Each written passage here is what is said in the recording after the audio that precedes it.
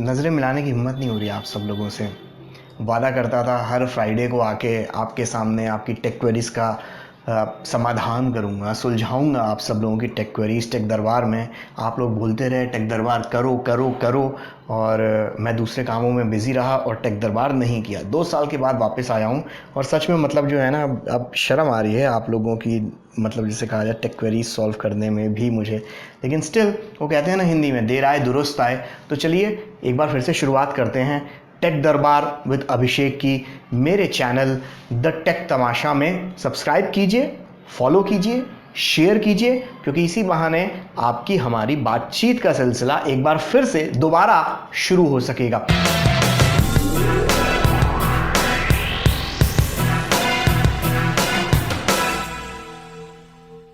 तो ज़्यादा time waste नहीं करते, शुरुआत करते हैं टेक दरबार विद अभिषेक के साथ। और सबसे पहला सवाल भेजा है अभय साहनी 9 ने। इनका सवाल है, प्लेस्टेशन 4 खरीदूं या एक्सबॉक्स, दोनों में से मेरी चॉइस क्या है या क्या खरीदना चाहिए। देखिए यहाँ पर एक सिंपल चीज़ समझिए कि इंडिया और इंडियन सब कॉन्टिनेंट है, यहाँ पर प्लेस्टेशन ज़्यादा चलता है। क्यों चलता है, क्या कारण है, मुझे भी आज तक समझ में नहीं आया। क्योंकि एक्सबॉक्स की अपनी अच्छी खूबियाँ हैं, प्लेस्टेशन की अपनी अच्छी खूबियाँ हैं।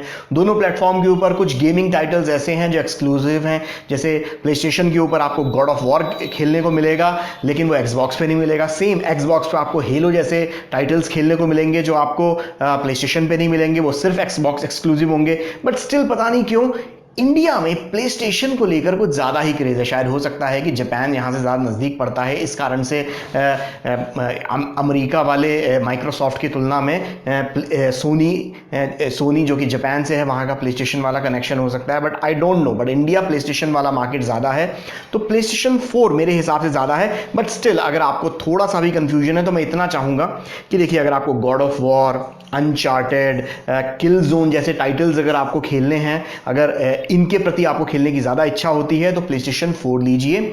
और अगर आपको जिसे कहा जाए हेलो, गियर्स ऑफ वॉर, इस तरीके के टाइटल्स अगर आपको खेलने हैं, या फिर पबजी, खैर वो तो अब दोनों प्लेटफॉर्म पर है, बट स्टिल अगर गियर ऑफ वॉर या हेलो जैसे टाइटल्स अगर आपको खेलने हैं तो आपको एक्सबॉक्स पे जाना पड़ेगा, क्योंकि वो एक्सक्लूसिव हैं। अगर इन टाइटल्स के अलावा कोई और टाइटल्स हैं तो कॉमन टाइटल्स जो हैं वो दोनों ही प्लेटफॉर्म पर अवेलेबल हैं। बट अगर आप पबजी कंसोल पर खेलना चाहते हैं तो मैं अभी भी बोलूंगा, हालांकि प्लेस्टेशन पर भी अब अवेलेबल है पबजी, बट स्टिल एक्सबॉक्स पर पहले आया था। वहां पर प्लेयर्स ज़्यादा आपको मैच्योर नज़र आएंगे, गेमिंग एक्सपीरियंस ज़्यादा आपको मैच्योर नज़र आएगा।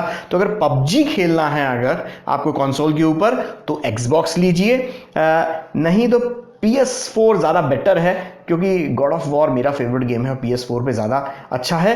बट अगर स्टिल अगर आप थोड़े से भी अगर सेन एडवाइस चाहते हैं, पैसा बचाना चाहते हैं, या अपनी वो कहते हैं ना खून पसीने से कमाई की गाढ़ी कमाई को अगर आप अच्छे से खर्च करना चाहते हैं, तो कुछ महीने और रुक जाइए, क्योंकि नेक्स्ट जनरेशन प्लेस्टेशन और एक्सबॉक्स दोनों राउंड द कॉर्नर हैं। प्लेस्टेशन 5 आने वाले महीनों में लॉन्च हो जाएगा और सेम एक्सबॉक्स भी लॉन्च होगा। तो बेटर है, सारी गेमिंग इंडस्ट्री उस हिसाब से चेंज होगी, क्योंकि 7 साल की साइकिल होती है इन दोनों ही कंसोल की। 7 साल पूरे हो चुके हैं प्लेस्टेशन को 4 को भी और एक्सबॉक्स 1 को भी। तो नए जनरेशन डिवाइसेस आएंगे, उन पे पैसा अगर आप लगाएंगे तो ज़्यादा बेटर होगा। तो थोड़ा रुक जाइए, प्लेस्टेशन 4 या एक्सबॉक्स वाला सवाल हम कुछ महीने बाद जब नए डिवाइसेस आ जाएंगे तब हम इसका सवाल का जवाब देंगे। तो अभय के सवाल का जवाब दे दिया। अब अगला सवाल पूछा है कौस्तुभ_KP_ ने। वो ये पूछ रहे हैं कि what do you think about folding phones. बड़ा इंटरेस्टिंग सवाल है। फोल्डिंग फोन्स ये नया फिनोमिना है पूरे जिसे कहा जाए टेक्नोलॉजी वर्ल्ड में। और फोल्डिंग फोन्स का कॉन्सेप्ट जो है, इससे पहले क्लैमशेल डिज़ाइन वाले फ़ोन्स आते थे, जिसे कहा जाए 2000 और उसके बाद थोड़े, लेकिन फिर उसके बाद एंड्रॉयड और आईफोन आने के बाद दरअसल पूरी तरीके से डिज़ाइन फिलॉसफी ही चेंज हो गई। अभी दोबारा से फोल्डिंग फ़ोन्स आने की तैयारी है। TLC बना रहा है फोल्डिंग फ़ोन, जिसको आप वॉच की तरह भी इस्तेमाल कर सकते हैं। इसी के साथ साथ सैमसंग अपना सैमसंग गैलेक्सी फोल्ड लॉन्च करने की पूरी तैयारी में है अलग अलग मार्केट्स में। हालांकि उसकी कीमत बहुत ज़्यादा महंगी होगी, बट स्टिल अगर फोल्डिंग फोन्स की बात करें तो टेक्नोलॉजी वाइज, डिज़ाइन वाइज काफ़ी इंटरेस्टिंग है, यूज़ केस काफ़ी हो सकते हैं, नई तरीके के उसके कई यूज़ केस आपको देखने को मिलेंगे आने वाले सालों में जब फोल्डिंग फ़ोन्स एक तरीके से कॉमन फिनोमिना हो जाएगा। बट अभी के लिहाज से टेक्नोलॉजी सुनने में, देखने में, महसूस करने में, एक्सपीरियंस करने में अच्छी है, बट स्टिल फोल्डिंग फ़ोन्स जब हाथ में आते हैं तो कितना फोल्ड होते हैं, उनका फॉर्म फैक्टर कितना है, क्या वो थिन डिज़ाइन में आएंगे कि उन्हें रोल किया जा सके, या वो मोटे ताज़े होंगे। तो वो सारी चीज़ें जब तक उसकी सेकेंड जनरेशन, थर्ड जनरेशन नहीं आ जाती तब तक आप बहुत ज़्यादा नहीं कह सकते। बट हाँ, फोल्डिंग फोन्स या फोल्डिंग गैजेट्स का कॉन्सेप्ट काफ़ी इंटरेस्टिंग है, और मुझे लगता है कि डिज़ाइन वाइज आईफोन या टच स्क्रीन फ़ोन वाली जो एक चीज़ आई थी उसके बाद ये सबसे बड़ा लीप होगा, एक बड़ा माइलस्टोन होगा टेक्नोलॉजी की दुनिया में।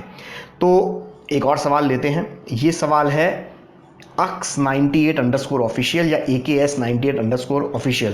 वो कह रहे हैं सैमसंग गैलेक्सी M20 पिक और किक। तो X98 में आपको इतना कहना चाहूँगा कि द टेक तमाशा पे आप गैलेक्सी M20 के रिव्यू का इंतज़ार कीजिए, क्योंकि मैं नहीं कोई लूज़ कमेंट करना चाहता। जिस डिवाइस को मैंने अभी रिव्यू नहीं किया है पूरी तरीके से, मैं आपको उसे ख़रीदने से मना कर दूं या उसे ख़रीदने के लिए उकसा दूं, मैं ये नहीं चाहता। तो बेटर ये है कि क्योंकि एक आप बात मानिए कि मेरी राय के ऊपर आप अपने 10, 15, 20 हज़ार रुपये खर्च करेंगे और आपके कमाए हुए पैसे बहुत ज़्यादा ज़रूरी हैं, एटलीस्ट मेरे लिए। तो मैं आपको फंसाऊंगा नहीं। जब इतना इंतज़ार किया है, थोड़ा इंतज़ार और कर लीजिए। M20 का रिव्यू हम आने वाले हफ्तों में आपके लिए लेकर आएंगे। आप तब अगर ख़रीद सकते हैं तो तब खरीदिए, नहीं तो अगर मन बना लिया है तो आप मेरी राय के बगैर भी खरीद ही लेंगे। अगला सवाल लेते हैं रिकी आयन 10, और ये कह रहे हैं कि should I wait for S10 और can I bye OnePlus 60? S10 खरीदें जो भी लॉन्च हो रहा है, होने वाला है, हो गया है, या OnePlus 60 खरीदें? देखिए, आप ये मान के चलिए रिकी कि S10 और OnePlus 60 के दाम में ज़मीन आसमान का फ़र्क होगा।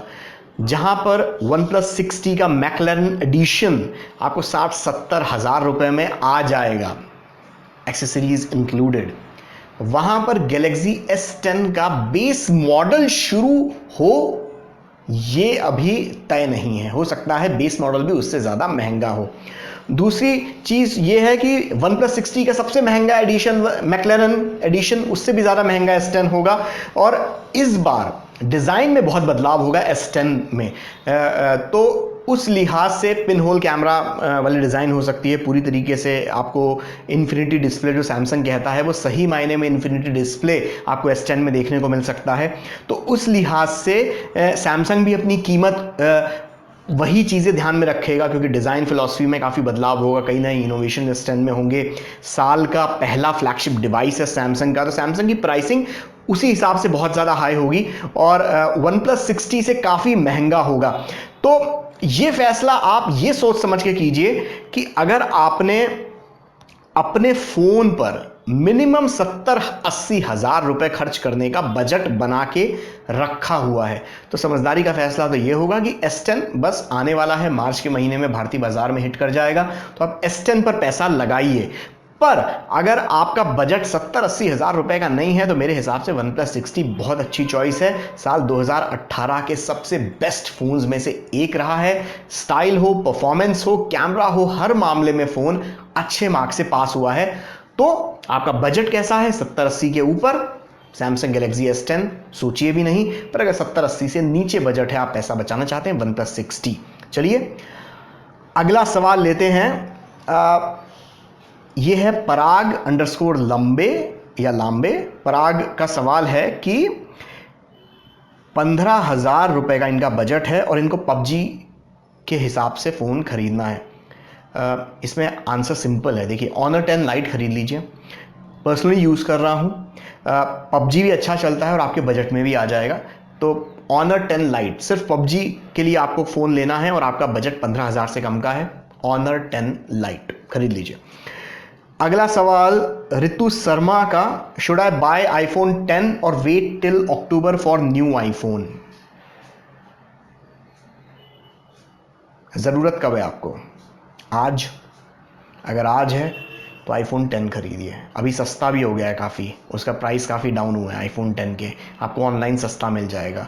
और अगर ज़रूरत अभी नहीं है, सिर्फ टशन के लेना है तो नए आईफोन तक इंतज़ार कीजिए और अपने पैसे बचाइए, क्योंकि आईफोन 10s मैक्स का जो टॉप एंड मॉडल है वो इस साल 1.5 लाख का लॉन्च हुआ है। तो कोई एफडी डाल लीजिए, रिकरिंग अकाउंट खोल लीजिए, मतलब कम से कम अगर 2 लाख तक के पैसे आप बचा के चलें, 180 तक के, 160, इतने पैसे अगर आप बचा के चलें, और अभी कितने महीने, अभी है फेब, मार्च, अप्रैल, मई, जून, जुलाई, अगस्त, सितंबर, अक्टूबर, लगभग 8 महीने और हैं।